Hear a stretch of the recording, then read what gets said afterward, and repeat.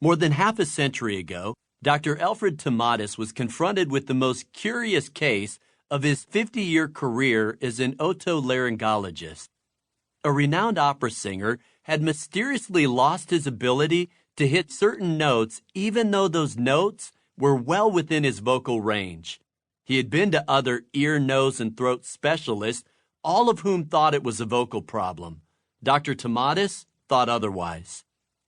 Using a sonometer, Dr. Tomatis discovered that even an average opera singer produces 140 decibel sound waves at a meter's distance.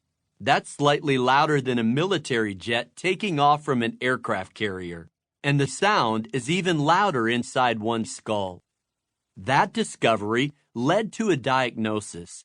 The opera singer had been deafened by the sound of his own voice. Selective muteness was caused by selective deafness. If you can't hear a note, you can't sing that note. In Dr. Tomatis' words, the voice can only reproduce what the ear can hear. The French Academy of Medicine dubbed it the Tomatis effect. I'm guessing you, like me, have your fair share of problems, and your problem-solving techniques might be as effective as mine, which isn't very. Maybe that's because we're treating symptoms while ignoring the root cause, a spiritual Tomatis effect. Is it possible that what we perceive to be relational, emotional, and spiritual problems are actually hearing problems, ears that have been deafened to the voice of God? And it's that inability to hear His voice that causes us to lose our voice and lose our way. Let me make a bold statement at the beginning of this book. Learning how to hear the voice of God is the solution to 1,000 problems. It's also the key to discovering our destiny and fulfilling our potential.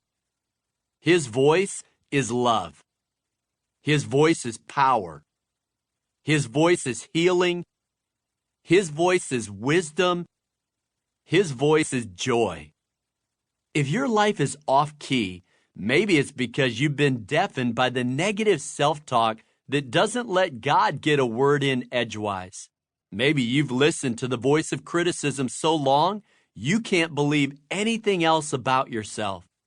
Or maybe it's the enemy's voice of condemnation that speaks lies about who you really are.